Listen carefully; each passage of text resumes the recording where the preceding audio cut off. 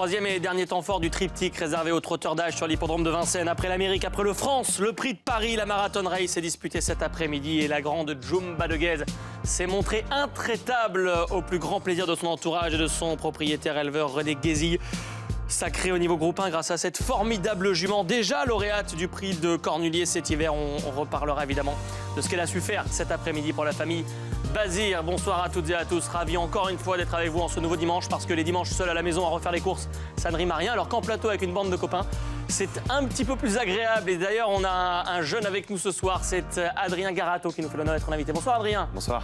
Ravi de vous avoir. Vous avez joué un rôle important dans le meeting d'hiver de l'écurie cette saison, donc on sera content de revenir sur tout ça.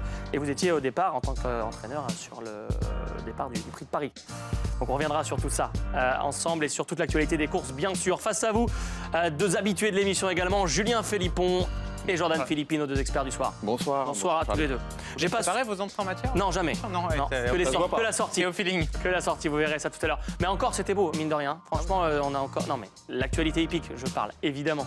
Si vous l'avez regardé, bien sûr, Julien, on ne vous loupera pas là-dessus. Évidemment, ce dimanche, c'était la grande course du jour et l'une des plus belles de l'hiver avec le prix de Paris Marathon Race. C'est le premier sujet de cette émission. Course qui a une petite saveur particulière parce que c'est la troisième des trois plus grandes. On ne sait pas où en sont réellement les chevaux au niveau fraîcheur. Et puis il y a cette distance atypique de 4150 mètres. On avait plutôt un joli plateau. Alors pas le vainqueur de l'Amérique, pas le vainqueur du prix de France, mais la lauréate du prix de Cornulier par exemple, qui s'est offert un joli doublé, on en reparlera. Jumba de Guez pour la famille Bazir. Jordan sort gagnante. Comment a-t-elle construit son succès ? Eh bien écoutez, on va le voir sur ces images. Charlie, elle est d'abord très bien partie. C'est à mon avis là que la victoire se construit en partie pour Jumba de Guez.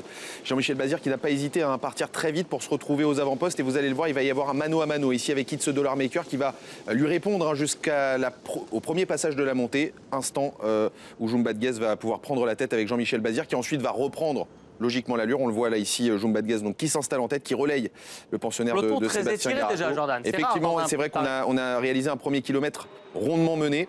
Et là, on le voit sur ces images également, Jean-Michel Bazir a pu laisser souffler Jumba de Guez, et heureusement parce qu'il y a plus de 4 km à parcourir. Josh Power se rapproche ici avec Iroise Delanoë, la favorite dans son sillage immédiat. Iroise Delanoë qui était parti assez lentement et qui a dû faire un gros effort aux tribunes.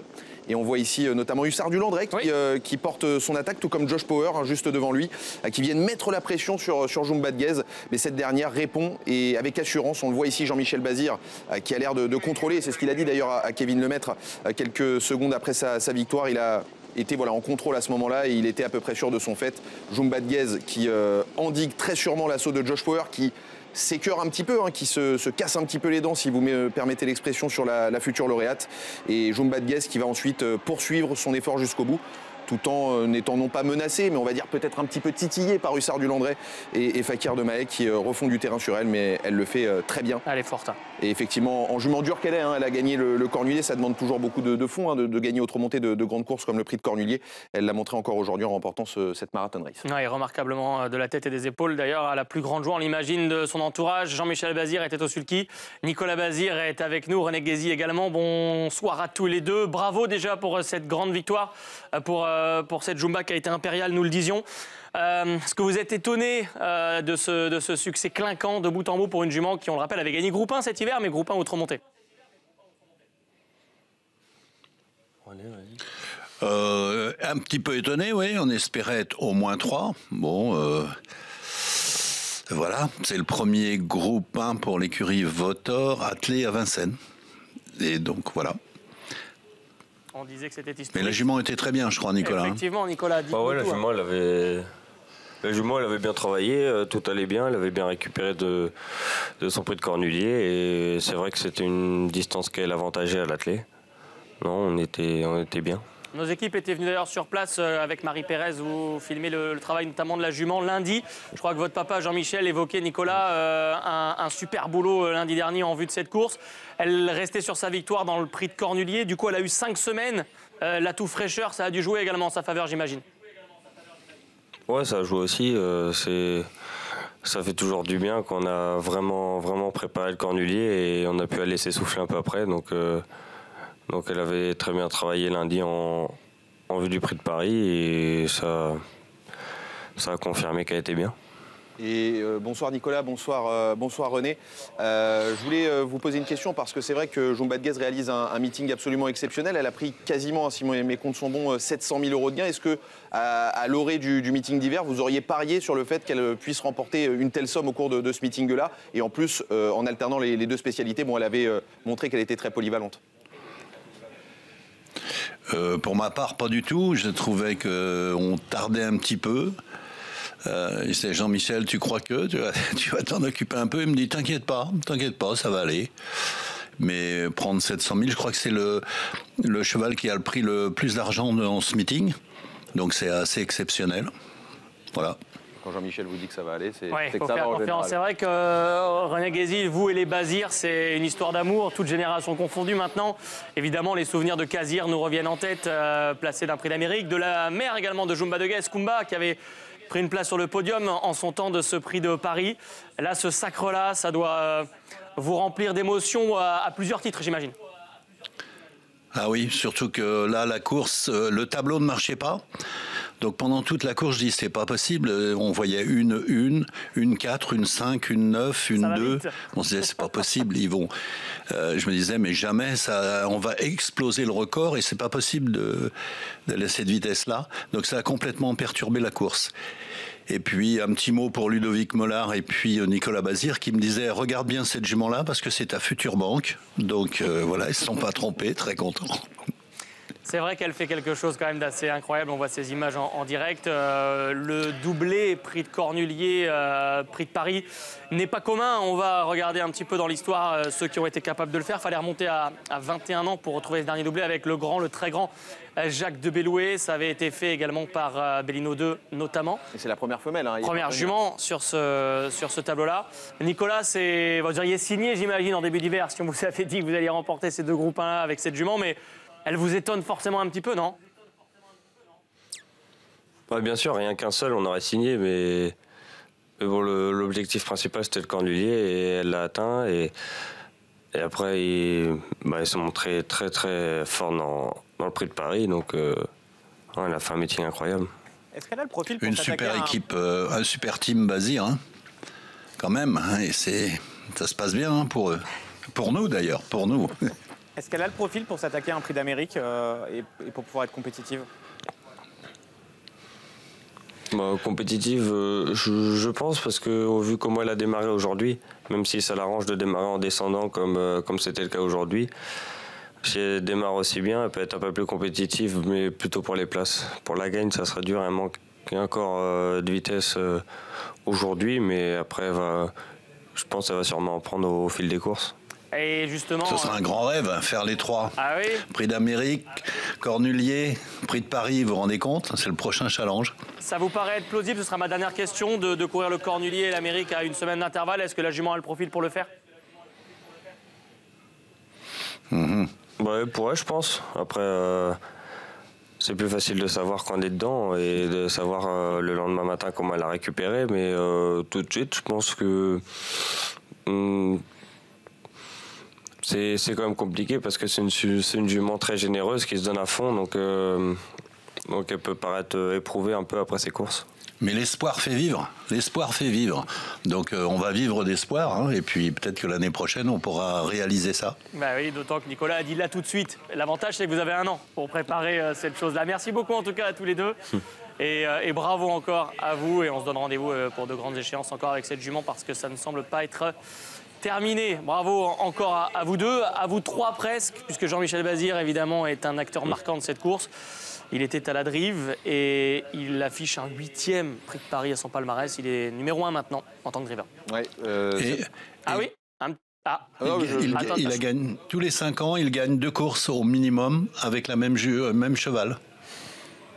Et là, ça se confirme. Si vous regardez bien les stats. Bélina Josselin, alors me faites pas le quiz à moi, il va falloir m'aider, mais effectivement, Bélina Josselin, Open Quick. Open Quick. Jardy avait. Et avant, il y a eu Jardy 3 fois, Open Quick 2 fois, Bellina 2 fois, tous les 5 ans, et Jumba. Donc, on revient l'année prochaine et on devrait dans le tempo. C'est vrai, c'est vrai. Merci beaucoup, en tout cas, on vous libère et on vous dit merci pour cette précision. Il est très fort, Jean-Michel Bazir. Hein. C'est vrai que, bon. Mais René Guézy, en stats aussi. Hein. Ben oui. Il faudra peut-être qu'on l'utilise aussi si on a des soucis dans ce domaine-là. Non, mais il a été fort, encore une fois, pour gagner cette course. D'ailleurs, Adrien, à votre détriment, puisque le pensionnaire de l'écurie, It's Dollar Maker, est le cheval avec qui il a un peu bataillé en début de parcours. Vous avez senti comment votre cheval pendant ses premiers mètres de course? Il était un peu brillant et on voyait qu'il y avait match, mais qu'Eric Raffin voulait peut-être laisser passer. Eh bien, le cheval, il a très bien démarré. Après, en descendant, on a tout de suite vu que le cheval s'est mis dans la main, un peu trop dans la main pour une course de 4000 mètres. Il a essayé de laisser passer Jean-Michel tout de suite, mais Eric n'a pas pu le reprendre suffisamment et le cheval s'est jamais relâché en fait. Ouais.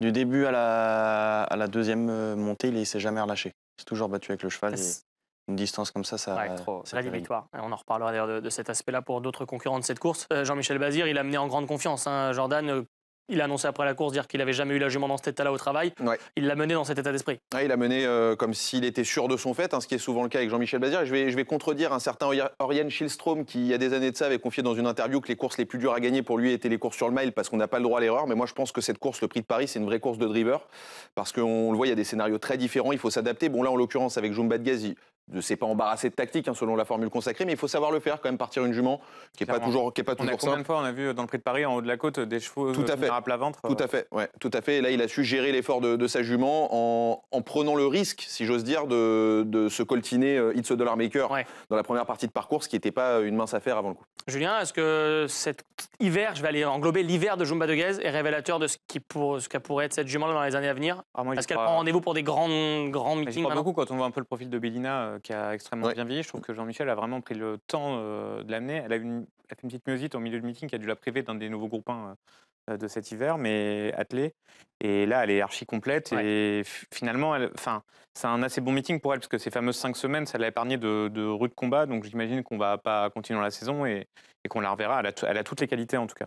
Alors elle devance, on l'a vu tout à l'heure, Richard Delandré qui a attaqué à mi-tournant final environ, qui va terminer à la 2e place. Fakir de Mahé, magnifique 3e. On recevait son propriétaire il y a quelques semaines de cela, Michel Solas, qu'on imagine aux anges. Josh Power, l'un des favoris, qui va terminer 5e. On parle de cela, une Marosa 4e. On a l'impression que les chevaux attendus sont à leur place, excepté Fakir de Mahé qui fait le petit plus quand même. Hussard, il a dû contourner It's Dollar Maker et Roise de l'Anneau. Il est à 3 quand Jumba et Josh Power partent à 2, s'en vont dans le dernier tournant. Il perd un peu de temps à cet endroit-là, mais il se relance bien. D'ailleurs, Jean-Michel tournait la tête à droite. Il n'aurait pas fallu qu'il y ait quand même beaucoup plus loin.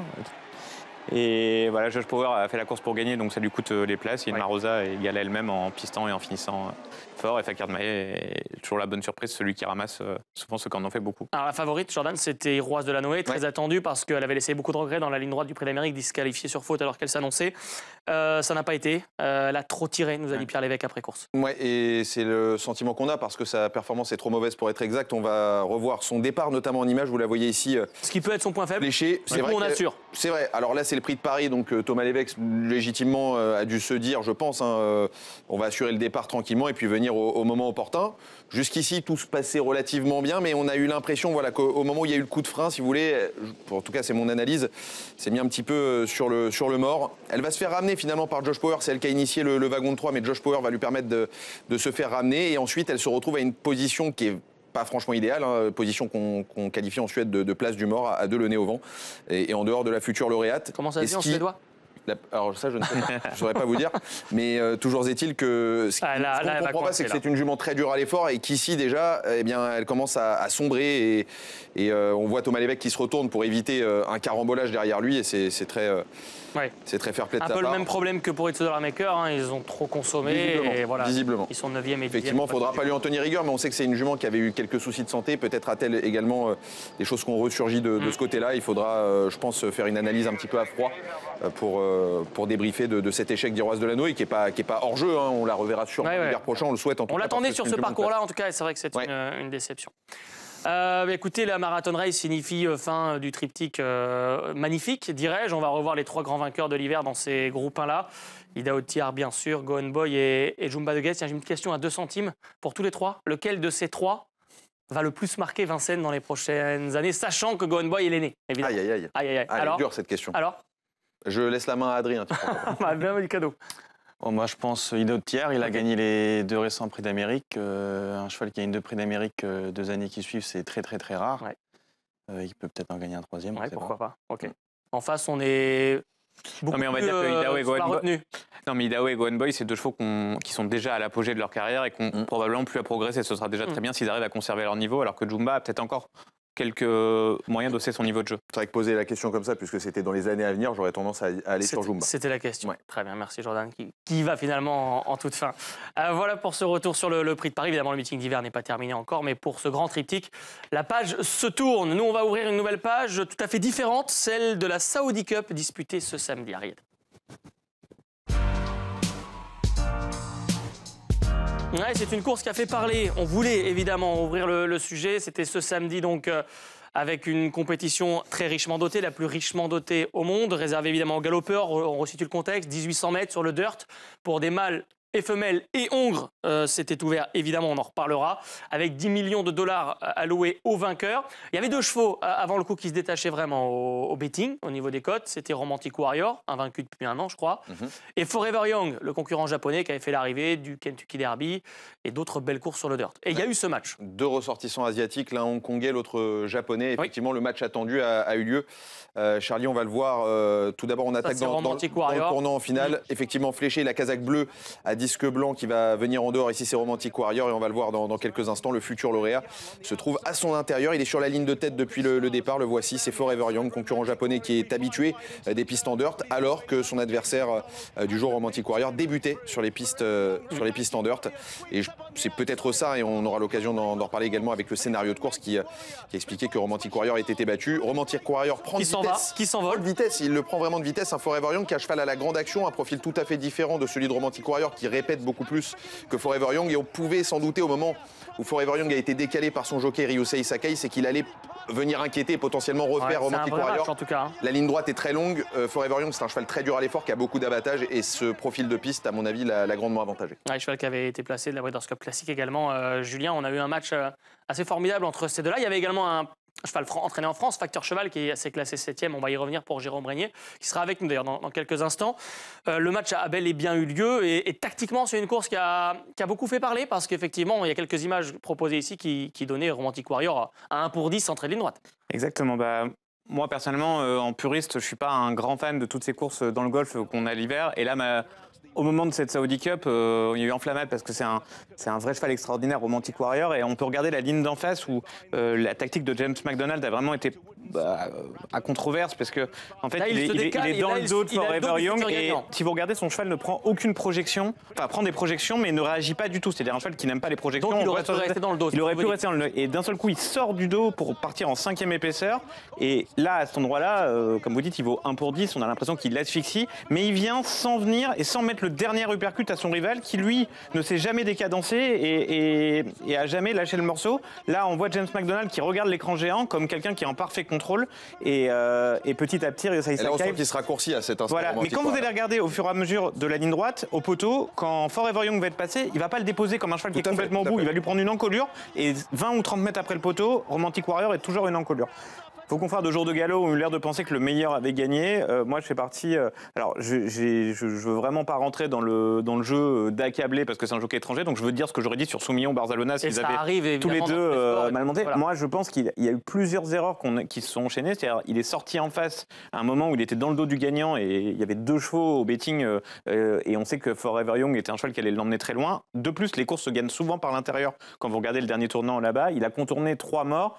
Et j'allais dire, mort pour mort, au moment où il vient et au moment de le passer, il ne lui a pas mis l'uppercut pour l'asphyxier complètement. Et donc, en bon japonais qu'il est et en cheval dur, il est revenu le passer. Mon sentiment, c'est que le meilleur n'a pas gagné. Adrien, vous avez un peu de recul encore en termes de métier, d'expérience dans les pelotons, mais on arrive assez facilement à savoir si devant on a la bonne roue, on fait le papier avant la course, on arrive à voir si le cheval a des ressources devant soi.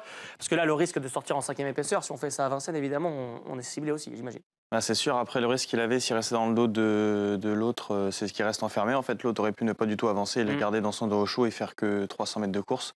Donc le jockey, je pense, a préféré prendre de vitesse son adversaire qui sait qu'il est dur et vivre sur son avance, mais bon, ça n'a pas été le cas. Il a peut-être monté avec trop de confiance, c'est un peu l'idée qu'on a, mais pas pense dans le qu'il a- sens ça va sourire, dans le sens mon cheval. À mon idée, c'est il y a deux choses. Où l'enjeu de cette course-là lui a fait Oui. péter les plombs. Je repense un peu à Frankie Dettori sur Swain dans une Breeders' Cup où il continue à taper à gauche dans les balustrades, le cheval dans les balustrades, où ça peut arriver à une perte de nerfs. Ou alors il avait une idée très précise de ce qu'il voulait, c'est-à-dire qu'il voulait pas être dans les projections, bouline d'en face, Ouais. et il a été au bout de son idée et ça a fait ce mauvais enchaînement, quoi. On a Mais- titré course historique en étant un petit peu provoque parce que c'est une course qui n'est pas complètement rentrée encore peut-être dans les mœurs chez nous, c'est pas devenu une habitude, mais avec des épisodes comme celui-là, est-ce que ça va permettre de mettre encore plus en lumière cette course? Franchement, il faut regarder alors c'est Twitter et ça vaut ce que ça vaut, mais quand vous regardez l'international, tout le monde a été pris par ce duel et pris par la folie de cette course-là. Donc moi, le premier, je les regarde un peu, je dirais pas d'un air dédaigneux, mais du coin de l'œil, cette course-là. Et là, d'un coup, j'arrive à l'argent et ça fait longtemps et ça me fait plaisir de pouvoir le dire. J'ai eu mal au ventre pour Romantic Warrior pendant 1 heure après la course. Ça me fait plaisir. Je peux encore avoir mal au ventre. Et j'ajouterais que, puisque j'ai en plus eu le plaisir de commenter cette course-là pour Equidia, on avait quand même un lot qui tenait la route parce que notre Français Facteur Cheval, bien qu'il avait moins d'expérience sur le dirt, c'est quand même un cheval qui a un très haut rating, qui s'est déjà frotté à d'excellents lots en Europe dans les groupes 1. Et il est loin, 7e, on aura l'occasion je pense d'en reparler. Il est là. Mais cela dit, voilà, je trouve que vraiment la course avait de l'allure et le match qu'on a vécu, le mano à mano, il y avait un peu de drama dans tout ça et je trouve ça vraiment très intéressant. Et je pense que c'est un dirt qui permet, c'est le dirt qui est probablement le plus proche des deux surfaces et qui permet à mon avis à un cheval comme Romantic Warrior qui n'avait jamais couru sur le dirt de pouvoir s'exprimer le premier coup et je pense qu'on aura pourquoi pas des chevaux français capables de bien faire. Alors Jérôme Régnier, lui, a été à l'initiative du déplacement avec Facteur Cheval qui s'est classé 7e. Il est avec nous. Bonsoir Jérôme. Quel est le débrief de votre côté pour votre cheval d'abord pour commencer? Pardon Charlie, j'ai pas entendu. Le constat de cette 7e place pour Facteur Cheval, quel est votre débrief? Quel est le débrief? C'est sûr qu'on a voulu respecter le cheval en partant, on n'a pas voulu bourrer comme certains ont bourré.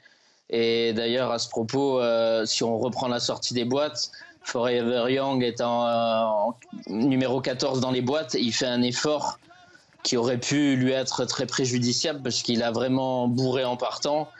Et nous, on ne voulait pas le mettre hors de son train au risque de finir en rampant. Donc, Michael l'a monté à la base pour une place. Il avait un très bon parcours. Il s'est rapproché avec de belles ressources. Et après, il a un peu marqué le pas pour finir parce que le rythme de course, Walk of Stars, qui nous avait devancé à Dubaï, voilà, il n'a pas été en mesure de pouvoir concrétiser sa performance de Meydan. Et nous, on est là malgré tout. Michael avait la sensation qu'il pouvait être 3/4e entrée de ligne droite. Et après, le cheval a un peu versé sur sa droite et était un peu en bout de course.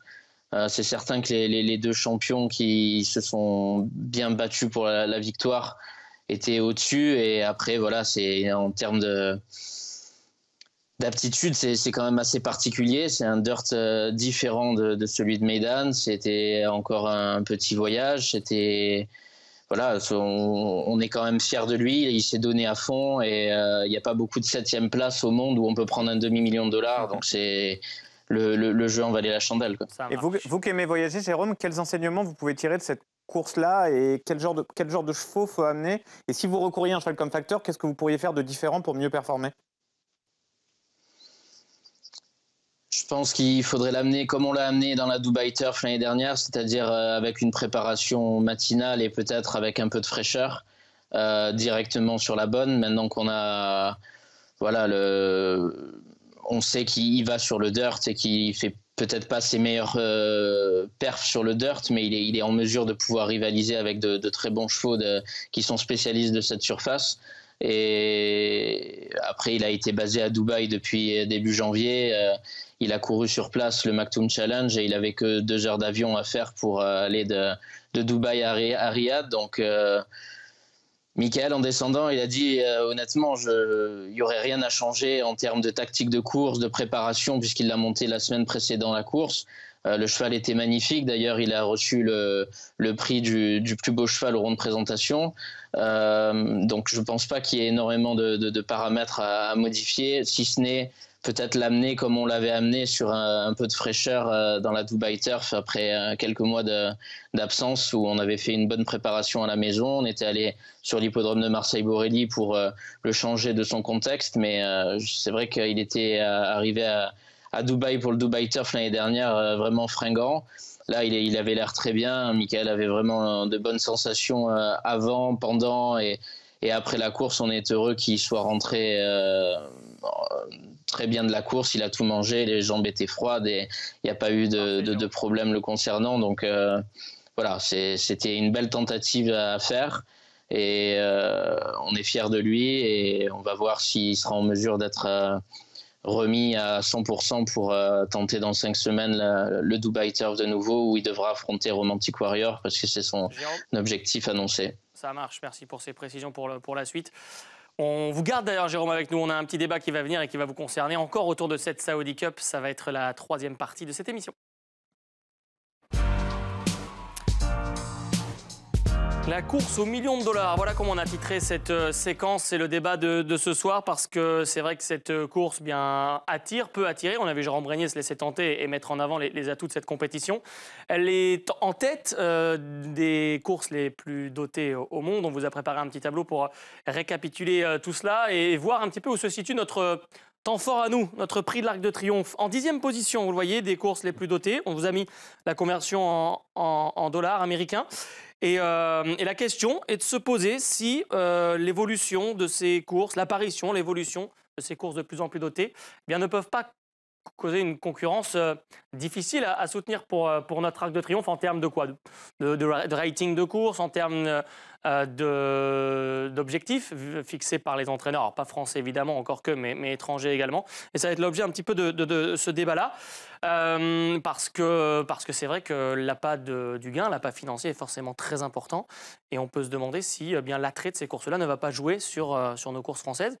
Jordan, c'est une question qu'on a décidé de se poser, parce qu'on voit les champions que ça déplace. Tout à fait, quand on voit l'édition précédente du Qatar Prix de l'Arc de Triomphe, où on avait évidemment un très bon lot comme à chaque année, mais peut-être une édition un peu moins relevée que les plus belles éditions depuis le début des années 2000. Et quand on compare à la liste des partants, même de cette Saudi Cup, c'est des chevaux de dirt, mais quand on compte le nombre de groupes 1 au palmarès des différents partants, ça a de quoi faire rougir les autres pays. Et puis, je pense également qu'il y a un phénomène dont on parle pas trop, je l'entends pas assez peut-être, mais la proximité géographique tout simplement, parce que les Japonais, les Hongkongais sont beaucoup plus proches du Moyen-Orient que de chez nous en Europe. Il y a des conditions de course aussi qui sont très différentes. Ouais. On trouve des terrains lourds dans le Qatar Prix de l'Arc de Triomphe quasiment chaque année.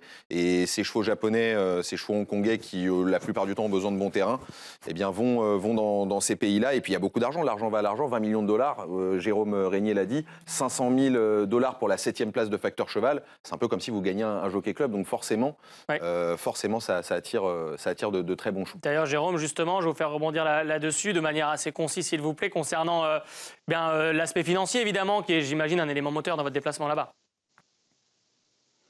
Oui, non, c'est certain, c'est le nerf de la guerre. Facteur Cheval est la propriété d'un groupe d'Américains qui ont l'habitude de courir pour de grosses sommes d'argent dans les courses les plus prestigieuses. Et c'est certain que quand on a fini 3e de l'Ispahan et 3e du Moulin de Longchamp et qu'on prend en quelque sorte des clopinettes, et ça les excite pas en termes financiers. Donc voilà, on avait pour objectif d'essayer de rentabiliser ces Hongres qui ont une carrière de course assez étendue dans le temps, à l'inverse des mâles qui peuvent rentrer étalons au haras. Donc c'est un peu l'exemple avec Lazat l'an dernier. Après qu'il ait gagné le Maurice de Guest, on avait déjà tablé à viser le Golden Eagle, qui est une des courses les plus richement dotées au monde. Et ça s'est joué à peu de choses. On est quand même second et il a pris 1 200 000 € pour être second. Donc c'est certain que c'était un long déplacement, une logistique très compliquée, mais le jeu en valait la chandelle, tout comme cette 7e place de Facteur Cheval dans la Saudi Cup. Donc c'est vraiment le nerf de la guerre. Et quand on a les chevaux qui ont les caractéristiques pour réussir, il faut tenter l'aventure et essayer de réussir ces paris. À l'inverse, Oui. Je me permets de vous couper un instant justement pour vous évoquer le fait qu'il faut avoir également un profil pour aller sur ces courses-là. Julien, on s'est amusé à regarder un petit peu le rating des dernières années des vainqueurs des grandes courses. En fait, tous les ans, en Angleterre, les awards de la course la mieux dotée en tant que rating par rapport à son classement. L'Arc de Triomphe, depuis la création de ces awards en 2015, souvent est arrivé en tête. C'est plus le cas depuis. C'est même la première fois l'année dernière, 2024, que l'Arc de Triomphe n'est pas dans les 3 premières courses les mieux notées par les awards. Donc, quand on prend le classement final, est-ce que ça va avec pas ce déclin, mais ce recul de l'intérêt de notre course ou pas, ou pas vraiment? On ne voit pas apparaître Saudi Cup, mais on voit la Breeders' Cup classique, par exemple, la Japan Cup. Moi, je pense que ce qui fait la valeur d'une course, c'est un peu son histoire et sa capacité à sortir des étalons. Moi, je pense que les 2 plus gros ennemis pour l'Arc de Triomphe, afin de conserver le plus haut rating, enfin les 3, je vais exclure les Hongres du débat pour avoir le plus beau plateau, il faudrait que les Hongres puissent le courir, mais je pense que le plus gros ennemi de l'Arc de Triomphe aujourd'hui, c'est sa distance, 2400 mètres, c'est plus une course qui fait des étalons versus les classiques. Et le fait qu'elle se court très régulièrement en terrain très lourd, enfin au moins très souple, et que c'est généralement les grands entraîneurs préfèrent privilégier. Je pense que Frankel, qui a fait un peu le tournant, c'est le 2004 terrain souple, et c'est à peu près à ce moment-là qu'il y a une cassure. Donc je crains pourquoi il n'est pas venu. Je crains que ça devienne un peu une course de femelles et que tous les grands mâles qui voudront avoir une grande carrière d'étalon privilégient des courses en deçà de 2000 mètres. Et concernant les Hongres, d'ailleurs, on a eu un petit point d'actualité cette semaine, puisque le propriétaire du meilleur Hongre, du meilleur cheval de gazon de l'année 2024, Goliath, au rating, John Stewart, son propriétaire, a sorti un tweet qui a été marquant quand même, expliquant que si l'Arc de Triomphe ne s'ouvrait pas aux Hongres, le programme français ne serait pas la priorité du pensionnaire de Francis-Henri Graffard, qui est bel et bien entraîné chez nous à Chantilly. Lors de le Conseil du Plat qui s'est réuni et qui a délibéré et ouvert la voie de la saison et le calendrier et les nouveautés. Pas d'ouverture aux Hongres, Jordan, c'est un sujet sur lequel on revient beaucoup. Pas de Goliath. La France se prive donc peut-être de son meilleur cheval sur le gazon dans l'Arc. Est-ce que c'est un problème évidemment récurrent, mais qui doit être résolu ça apportera un petit peu de piment déjà sur le plan sportif, mais effectivement, quand on regarde les groupes 1 les mieux dotés au monde... Oui, sur le tableau des 10, d'ailleurs, qu'on peut peut-être réafficher, on a une précision importante concernant les Hongres. Ils sont tous ouverts aux Hongres, excepté le Qatar Prix de l'Arc de Triomphe. Alors, est-ce qu'il ne faudrait pas passer la vitesse supérieure et ouvrir cette course aux Hongres ? Je suis pas assez bon pour juger et pour donner mon avis. J'aurais tendance à dire que oui. Je laisserai peut-être Julien. Je pense qu'il aura un avis plus avisé que le mien. Non, mais j'ai toujours eu le même discours. Pour moi, c'est non pour les classiques et oui pour l'Arc de Triomphe. Okay. Donc, effectivement, pour les classiques, pour les jockey clubs et consorts, effectivement, les Hongres, puisque c'est des courses qui sont là pour la sélection également, c'est moins intéressant. Mais pour l'Arc de Triomphe, une course pour vieux chevaux, c'est vrai qu'on aimerait voir les meilleurs Hongres. On aurait aimé voir un Cyrus des Aigles, même s'il il aurait été un petit peu rallongé, un Cyrus des Aigles dans une édition de l'Arc. Parfait. Je veux vous remercier, Jérôme. L'heure de la pub approche. Je vais devoir vous libérer. Merci en tout cas d'avoir éclairé notre pas que l'Arc de Triomphe, il y a aussi le Jacques Lemarois aussi qu'il faut ouvrir aux Hongres, puisque ça fait partie d'un groupe 1 qui est fermé malheureusement aux Hongres et qu'il faudrait ouvrir. Le Moulin de Longchamp était fermé aux Hongres, il a été ouvert, mais le Jacques Lemarois malheureusement est toujours fermé aux Hongres. Et du coup, votre position, vous, Jérôme, c'est quoi? C'est Jacques Lemarois. Les rapidement, très rapidement. Les classiques non aussi les classiques fermés aux Hongres, comme tu le disais, Julien, et le reste devrait être ouvert pour les 4 ans et plus. Parfait. Merci Jérôme de nous avoir apporté votre regard, à vous qui voyagez et qui avez connu les temps forts, l'Arc de Triomphe et les Saudi Cup avec des partants cette dernière saison. Merci Jérôme. C'est le mot de la fin de ce débat. Donc l'Arc de Triomphe en péril ou pas, en un mot, par son histoire impossible, vous nous dites Julien, mais peut-être qu'il faut s'adapter à quelques nouveautés. À la distance et au bon terrain. Okay. Pour moi, il faut le quoi, 2000 mètres et le 15 septembre. Ça marche. Merci Julien. Écoutez, c'est l'heure de faire une petite pause, je le disais, et de se retrouver pour la partie qui sera notamment consacrée à notre invité. De retour dans l'émission pour cette deuxième partie qui va commencer par celle consacrée à notre invité Adrien Garato. C'est tout de suite. Parce que Sébastien Garato, ça vous parle. Adrien, encore peut-être moins, parce qu'Adrien, vous n'avez que 20 ans. Merci d'être avec nous pour passer en revue cette longue carrière derrière vous et surtout vos ambitions pour la suite. Tomber dedans étant petit, c'est la phrase habituelle que l'on ressort. Vous êtes le fils donc, de Sébastien Garato et d'Anne Garato. Oui. Et du coup, vous êtes au cœur des chevaux de course depuis votre plus tendre enfance. Tout de suite, j'ai envie de vous demander le souvenir de Bold Eagle. C'est ma première question. Vous aviez 12 ans. Est-ce que c'était pour vous concret, ce premier prix d'Amérique ? Il y a eu une telle médiatisation que j'imagine qu'au cœur de ça a dû être quelque chose d'assez fort. C'est spécial. J'étais très jeune. Je ne me rendais pas trop compte, je pense. Je me rends compte maintenant que c'est un truc extraordinaire. Mais À 12 ans, non, on ne s'en rend pas compte. Il y a beaucoup de gens qui Vous êtes sur la photo là quand même, au premier plan. Ah oui, de j'étais Bold. pas très, non, Vous y pas étiez. très présentable. Mais oui, j'imagine que c'était quelque chose de violent presque peut-être. Ah bah oui, très violent. En plus, mon grand-père était décédé quelques jours avant, alors c'était encore plus formidable pour mon père. Et sur le coup, non, on ne se rend pas trop compte. C'est que maintenant qu'on se rend vraiment compte des choses. Oui, parce que vous avez donc quand même grandi près des chevaux de course, j'imagine. Sébastien Garato a eu d'autres très bons chevaux avant Bold Eagle. Vous étiez comment? Acteur, observateur de près, de loin, dans votre jeunesse, dans vos 10-15 premières années? Quand même de loin. J'allais de temps en temps aux courses avec mon père quand j'avais le temps. Sinon, je montais beaucoup à cheval, moi, dans le CSO. Ok. Donc ça nous prenait beaucoup de temps avec ma sœur. Donc connexion cheval très forte quand même. Oui, toujours dans le cheval. Et on suivait ça de près et de loin. À quelle occasion vous avez attelé votre premier cheval? Sur les jambes de mon père, petit, mais sinon, c'était alors avec Hugues Montulé, un de nos salariés depuis de nombreuses années, et Répris du Goutier, là, j'aimerais s'appeler. D'accord. Dans mon stage de 3e, ça devait être. Ok. Donc vous grandissez avec Sébastien Garato comme papa, et vous attendez votre stage de 3e pour faire le stage chez vous et pour atteler un cheval. Ouais, exactement. Okay. Donc si la scolarité vous n'avez pas poussé à le faire, peut-être que vous n'auriez pas passé le pas, ou si quand même, de toute façon c'était dans votre tête de le faire? Ah non, c'était pas. Moi je voulais faire ingénieur à la base, okay. Enfin, à la base des bases. Mais après cette promenade avec Hugues, c'était foutu. Tous les samedis, à trotter avec papa, et après c'était toute la semaine, tous les soirs. Comment ça se passait du coup avec votre scolarité? Comment vous avez adapté ça? J'ai pas été très scolaire. Moi j'ai arrêté les études en première année, au lycée. Okay. Et je me suis tout de suite mis à travailler avec mes parents. D'accord. Vous avez essayé les poneys? C'est très à la mode dans la génération des années 2000, évidemment, c'est quelque chose qui se fait beaucoup pour découvrir le métier?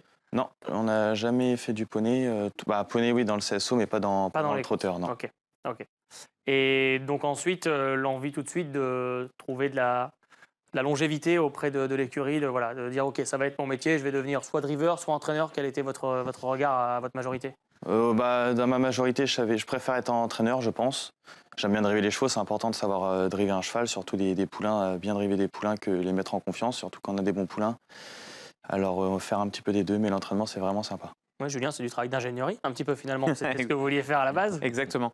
D'autant que c'est assez étonnant chez les trotteurs. Enfin, quand on compare le métier d'entraîneur de galop et d'entraîneur de trot, en fait, il y a vraiment des piquets de chevaux. En fait, il y a des responsables de piquets de chevaux. C'est-à-dire que chez votre père, on entend souvent parler de plusieurs responsables et plusieurs piquets de chevaux, alors que chez un entraîneur de galop, tous ces chevaux sortent sous ses yeux en même temps, quoi.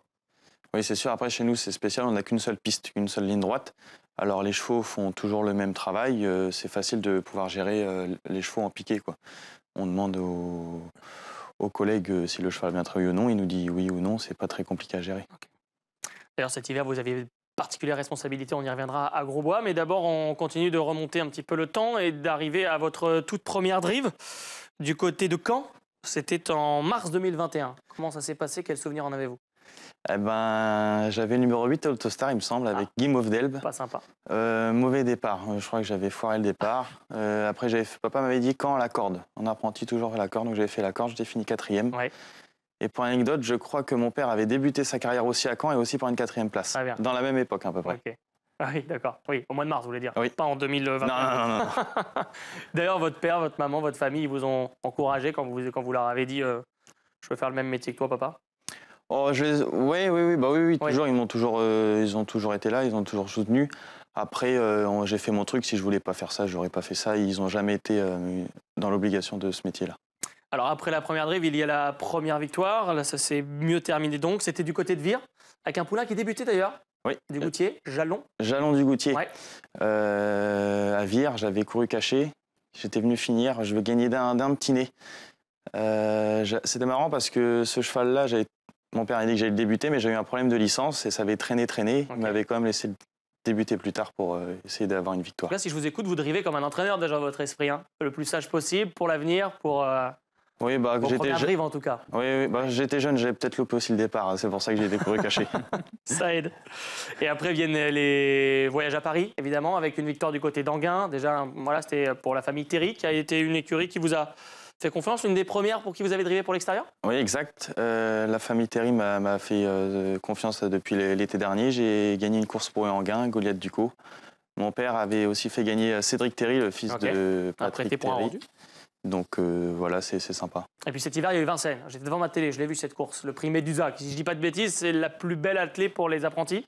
Ouais, c'est une super course pour les apprentis. Ouais. Le cheval était en forme et mon papa m'avait laissé préparer le cheval à 100% à Grosbois. Ok. Et j'avais bien su concrétiser la chose. Ouais, c'était passé comme dans un rêve, là encore patient, de mémoire, de vous montrer ligne droite. Ça, s'était tout s'est bien ouvert. Ouais. Ça a été un joli moment de gagner à Vincennes, j'imagine. Je pose un peu la même question à tout le monde, mais quand on porte un nom de famille qui est déjà très présent dans la discipline dans laquelle on est-ce qu'on sent des regards? Est-ce qu'on se dit, tiens, lui, c'est le fils Garato, on va regarder? Vous sentez ça ou pas forcément? Un petit peu, après, j'essaye de passer outre. Oui. Je reste simple, comme mon père et ma mère nous ont toujours éduqués. Rester simple. Oui, Julien. Non, je me posais la question, pourquoi Grosbois cet hiver et pourquoi un piquet de 5 chevaux? C'était justement la ma transition, Julien, vous faites bien, effectivement. La vraie nouveauté pour l'écurie Garato cette année, c'est d'avoir quitté cet hiver, alors je ne veux pas dire de bêtises, j'ai pas arrivé, le Ménil-Bérard, Exactement. voilà, pour mettre des chevaux à Grosbois et vous confier la responsabilité. Comment cette décision a été prise? Dites-nous tout. Eh ben, ça s'est pris que cet été, on en a discuté un peu avec papa. Moi, je commence à prendre un peu d'expérience. L'hiver dernier n'avait pas été forcément top, donc on a voulu essayer de changer un peu d'atmosphère et puis voir ce qui allait se passer à Grosbois. De toute façon, il faut bien essayer des choses dans la vie pour s'améliorer. L'adaptation, Pardon, désolé, vous prenez les mêmes chevaux ou du coup il y a un turnover qui s'organise avec les... Ah bah c'est un turnover, les chevaux restaient en moyenne 8-10 jours sur place. vous en aviez préparer la 5, course 5 Ouais, 5 box, quoi. Enfin, Ouais. 5, ouais. L'idée c'est de préparer la course et de repartir aussitôt la Exactement, course pour décompresser un peu Exactement. à la Il campagne. repartait aussi. Donc vous étiez dans le dernier maillon finalement de la chaîne en préparation, donc un maillon très important, même si j'imagine que le travail était fait parce que si c'est une semaine avant, mais il faut arriver à gérer les dernières heures avant la course. Oui, c'est ça. Après, on a une équipe formidable à la campagne qui font du super boulot. Alors les chevaux, ils sont arrivés quasiment prêts. C'est juste l'atmosphère de Grosbois, de voir plein de monde, plein de pistes, plein d'allées cavalières. Ça les change un peu, ça les met un peu plus sur l'œil, sur le gaz. Ça a fonctionné, non? Quand on voit les résultats? Oui, ça a plutôt bien fonctionné. Oui. L'adaptation des chevaux, de vous à Grosbois, dans un domaine où l'élite est réunie pendant 2-3 mois? J'ai pu aller faire une journée chez Jean-Michel Baudouin avant le meeting. Il m'a bien tout montré, les pistes, tout ça, comment lui travailler ses gros boulots, ses petits boulots. Il m'a montré vraiment les fondamentaux. Après, on a fait un peu comme on fait à la maison, défractionner, et puis selon le cheval. Et votre père était présent le jour des courses? Comment ça se passait? Vous débriefiez tous les jours? Comment s'est fait la liaison? On s'appelait régulièrement, 3-4 fois la semaine quand même, pour parler des chevaux, des bons chevaux, et puis voilà, savoir comment ils avaient travaillé. Puis oui, après, il vient régulièrement aux courses. Les bons chevaux, justement, il y a eu de belles choses. On a évoqué Isidore Lamaker en échec dans ce Prix de Paris, mais vainqueur de la finale du GNT quand même. Ça a été un moment fort. Ah oui, c'est l'une de nos plus belles victoires de ce meeting. Une finale de GNT, c'est important, c'est un petit prix d'Amérique, quoi. On dit. Oui. C'était vraiment un très beau plateau, à 25 mètres, et il bat le record. J'ai plus le chrono en tête, mais c'était vraiment une Et puis la très mission belle qualification derrière, qui réussit. Alors, par le plus petit des moyens, on va dire, 4e du Prix de Belgique, mais j'imagine que c'était aussi un moment important. Ah bah c'est sûr, moi, le cheval était qualifié pour le prix d'Amérique. Premier, deuxième, troisième, quatrième. Ouais. Le principal, c'est qu'il soit qualifié. On aurait préféré gagner, mais bon, c'est les courses.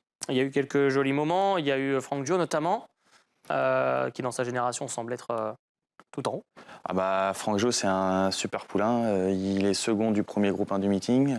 Il gagne le deuxième. Et on n'a rien à lui reprocher. C'est le cheval parfait. À 20 ans, quand on a des chevaux de ce niveau-là, dans les mains, à quelques jours des plus grandes échéances, vous étiez dans quel état d'esprit pour gérer ça? C'est un vrai challenge, un vrai Un défi. peu de ouais. fierté, un peu de pression. Il y a un aussi, peu de parce tout, que ouais. c'est un mélange de sensations. Ouais. C'est beaucoup de pression. Après, bon, faut savoir faire la part des choses. Le boulot est fait en amont.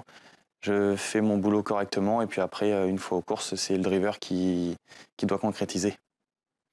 Et vous avez concrétisé avec les jeunes également. On a évoqué Minadrai la semaine passée qui a remporté les prix Olivier Locton. J'ai eu Magic America également qui a remporté son groupe. Donc dans l'ensemble, les chevaux phares de l'écurie ont répondu présent pour une grande partie d'entre eux.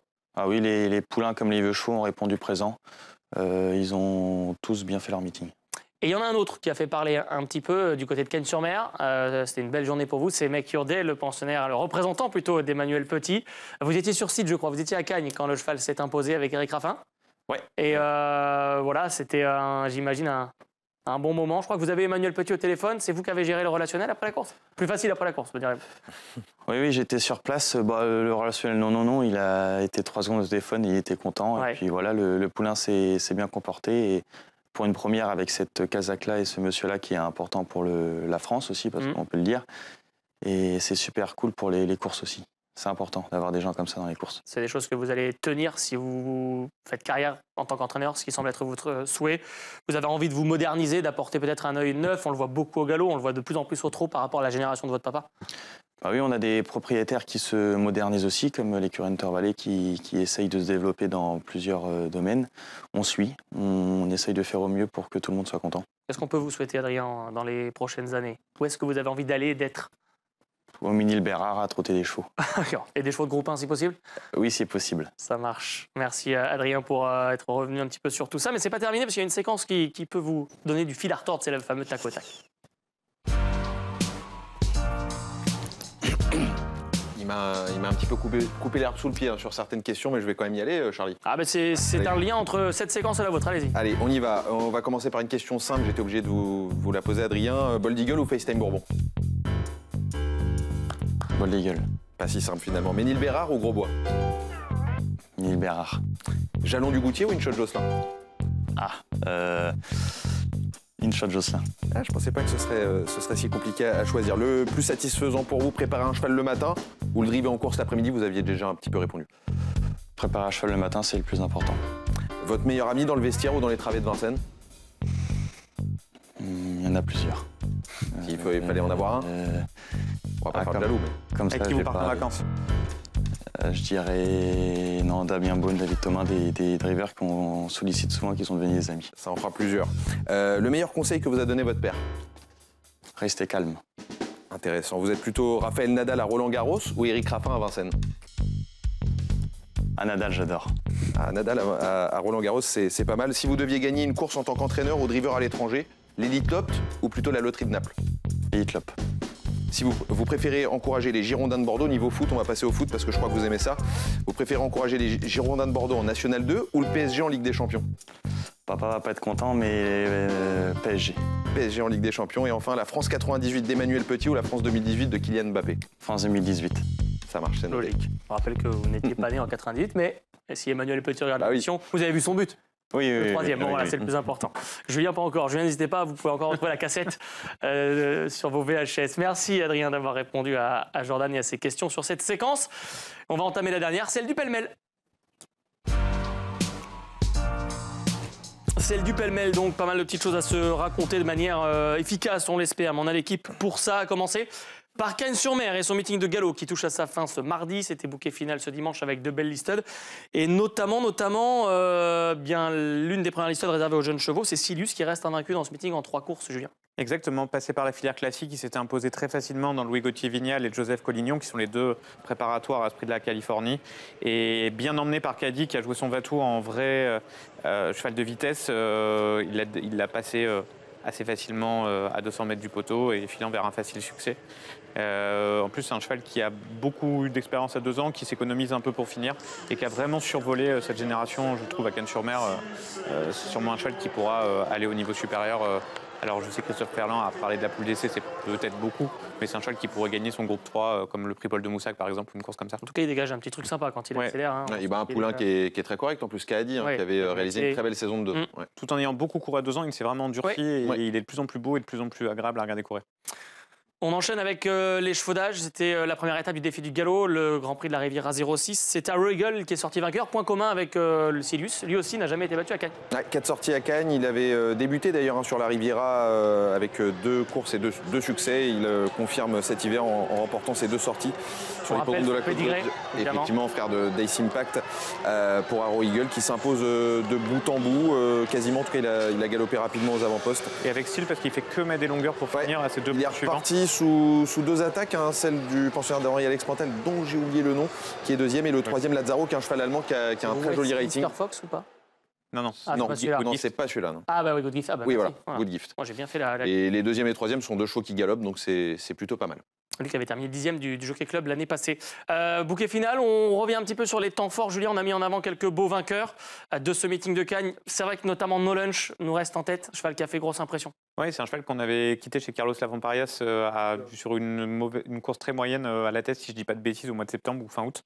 Et qu'on a revu dans les box de Christophe Ferland. Il a gagné en champion sa première course. Et puis dans la Californie, il a empêché le triple doublé pour Hawking.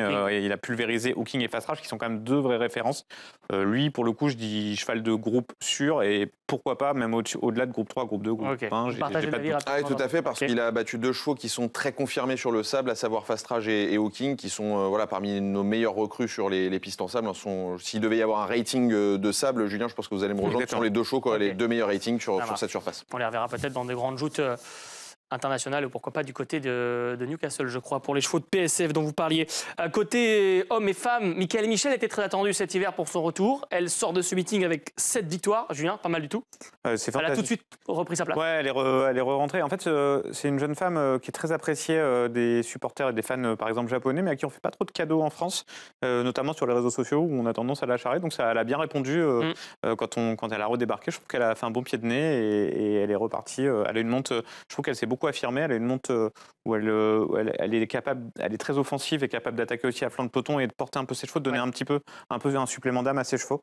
Et je pense qu'elle pourra tout à fait continuer très honorablement. Parisienne. Côté entraîneur, Jess Paris s'est fait remarquer également. Jordan, il a été particulièrement bon avec 9 victoires durant ce meeting et notamment un triplé magnifique avec ses 3 chevaux. 1, 2, 3 dans un handicap. Je ne sais pas si on peut remonter dans les annales, si ça s'est déjà fait. Je pense que oui. C'est votre métier. Je pense que oui.